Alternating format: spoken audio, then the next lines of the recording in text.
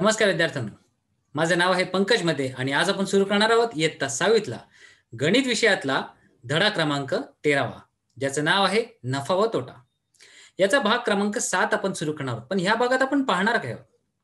या आधीच्या भागात आपण पाहिले की आपल्याला बरीच अशी उदाहरणे होती जिथे आपल्याला व्यक्तींची नावं दिली होती, त्यांनी केलेला खर्च, त्यांनी वस्तू विकत कितीला घेतल्या, कितीला विकल्या, या सगळ्या दिलेल्या होत्या. परंतु आता ह्या भागात आपण काय शिकणार आहोत?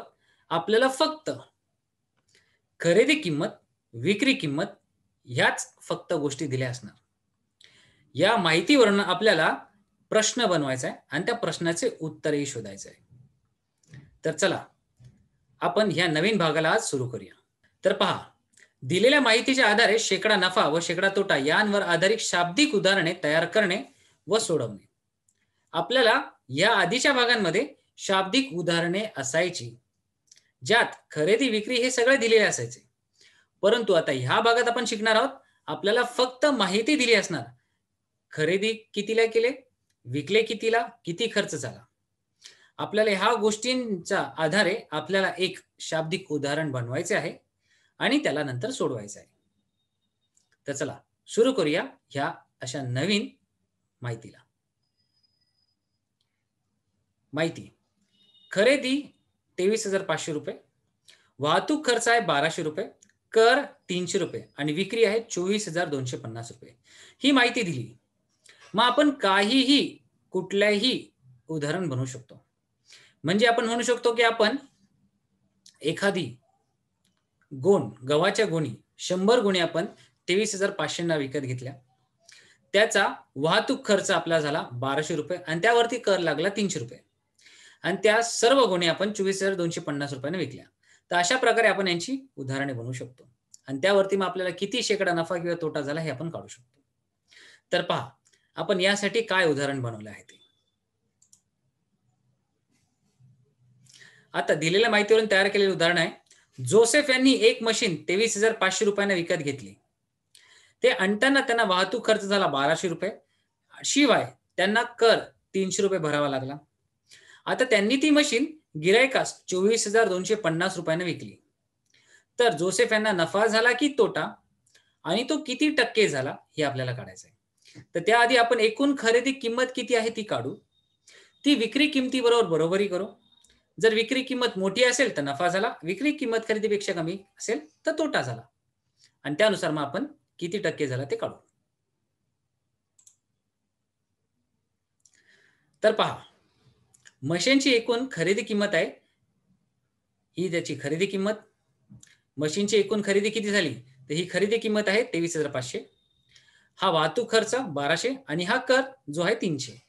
आता या सगळ्यांची बेरीज केली तर आपल्या उत्तर आले 25,000 रुपये. म्हणजेच मशीनसाठी आपल्याला एकूण खरेदी किंमत किती मोजावी लागली? 25,000 रुपये.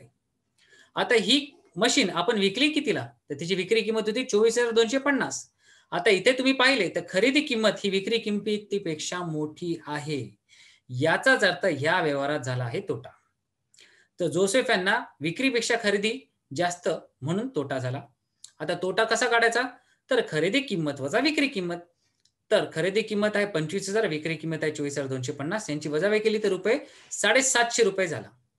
याचा अर्थ काय? जोसेफ यांना 750 रुपये तोटा झाला. मग आता तो किती टक्के आहे खरेदी किमतीच्या तो आपण काढू. मग तो तोटा आपण पकडले n टक्के असेल तर तोटा व खरेदी किंमत किती. तर पहा, आपण n टक्के कसे काढतो ते आपल्याला माहिती आहे. n/100 बरोबर हा 750 जी आहे आपली तोटा छेदात आपली खरेदी किंमत जो आहे 2,500.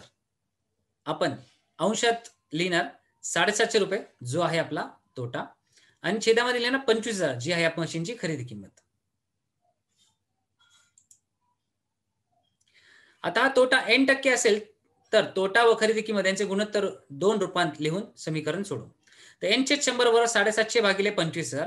दोन्ही बदला 100 ने गुणले तर हे 100 आणि 100 एकमेकांचे विभाज्य आहेत तर ते निघून गेले, उरला फक्त n. आता डाव्या बाजूला पहा, 25 ने या 75 ला 750 ला भागले तर उत्तर आले 30. फक्त या 25 ने या 750 ला भागले, 750 ला भागल्यानंतर झाले 30. त्या 30 मधला एक शून्य आणि यातला एक शून्य गेला तो उरले 100 आणि हे 100 एकमेकांना छेदले तर उत्तर आले 3. म्हणजेच काय? एन बरोबर 3. याचा अर्थ काय, जोसेफ यांना किती टक्के तोटा झाला? 3% इतका तोटा झाला. आता पहा, दुसरी माहिती आहे 700 रुपये, 18 वस्तू आणि 18,900 रुपये. ह्या फक्त 3 माहिती दिल्या, तर आपण त्यावरनं बनवू. तयार केलेलं उदाहरण असं आहे, सरिताबेन यांनी 700 रुपयास एक याप्रमाणे 18 खुर्च्या खरेदी केल्या. पहा, 700 रुपयाने 18 वस्तू दिल्यात, म्हणजे आपण पकडले 700 रुपयांना 18 खुर्च्या खरेदी केल्या व त्या 18,900 रुपयास त्या सर्व खुर्च्या विकल्या. तर त्यांना नफा झाला की तोटा, आणि तो किती टक्के झाला हे आपण काढू. तर आता एका खुर्चीची किंमत जर 700 रुपये असेल, तर 18 खुर्च्यांची किंमत किती झाली?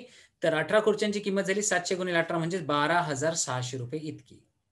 आता आपल्याला त्या खुर्च्या किती रुपयाने विकल्या? तर त्या विकल्या आहेत 18,900 रुपये किमतीला. आता पहा, या सर्व खुर्च्या किती किमतीला विकल्या? 18,900 रुपयांना. मग विक्री किंमत आणि खरेदी किंमत यांच्यावर बरोबरी केली तर विक्री किंमत ही सगळ्यात जास्त आहे. याचाच अर्थ असा की आपल्याला झाला आहे नफा. मग आपण लिहिले विक्रीची किंमत खरेदीपेक्षा जास्त आहे म्हणून आपल्याला नफा झाला. नफा कसा काढतात? विक्री किंमत वजा खरेदी किंमत. मग 18,900 वजा 12,600, तर त्याचे उत्तर आले 6,300 रुपये इतके. आता सरिताबेन यांना 6,300 रुपये इतका झाला आहे नफा. पण आपले काम अजून बाकी आहे. आपल्याला शेकडा किती टक्के नफा झाला हे काढायचं आहे. तर आपण काम केले, नफा n% असेल तर नफा व खरेदी हे गुणोत्तर 2 रूपात लिहून व समीकरण सोडवू. तर इथे घेतले आपण n/100 बरोबर 6,300 छेदात 12,600. आता दोन्ही बाजूला 100 ने गुणूया, कारण आता आपण इथे दोन्ही बाजूला 100 ने गुणूया, कारण n/100 आहे, तर हे 100 आपल्याला काढायचे आहेत म्हणून. तर इथे 100/100 झाले, तर हे दोन्ही गेले, उरला फक्त n.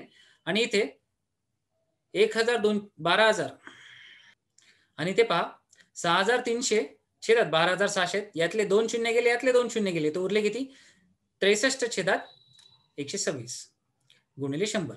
आता ह्या दोन्ही संख्यांना 3 ने भाग जातो, तर इथे उत्तर येते फक्त किती? 21, आणि इथे उत्तर येते आपल्याला 43, आणि खाली उत्तर येते आपल्याला 42, आणि 21 दुने 42 हे उत्तर येते. मग 2 गुणिले आपल्याला 1/2 बरोबर 100 असणार.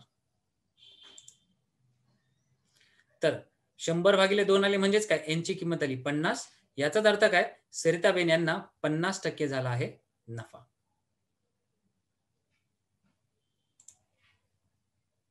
आता पहा, या सर्व माहितीच्या आधारे आपण जे शाब्दिक उदाहरण तयार केले त्यावरती आपला आहे आता सराव संच.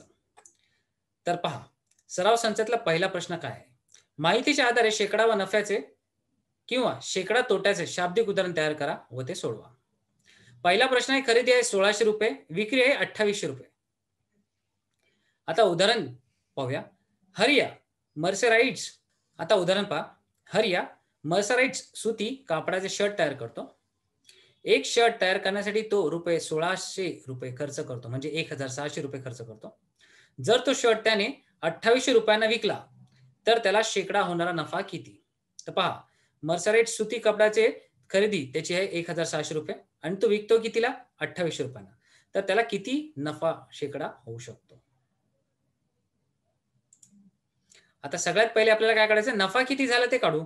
तर कसे काढतात? विक्री किंमत वजा खरेदी किंमत. विक्री किंमत आहे 2800 म्हणजे 2,800 वजा खरेदी किंमत आहे 1,600 म्हणजे 1,600. त्यांची वजाबाकी केली तर आपल्याला रुपये 1,200 रुपये म्हणजे 1,200 रुपये इतका नफा झाला. आता शेकडा नफा काढायचा असेल तर आपण काय करतो? शेकडा नफा बरोबर 1% आहे असे मानू. मग 1/100 बरोबर नफा छेद आपली खरेदी किंमत, म्हणजेच 1200/1,600.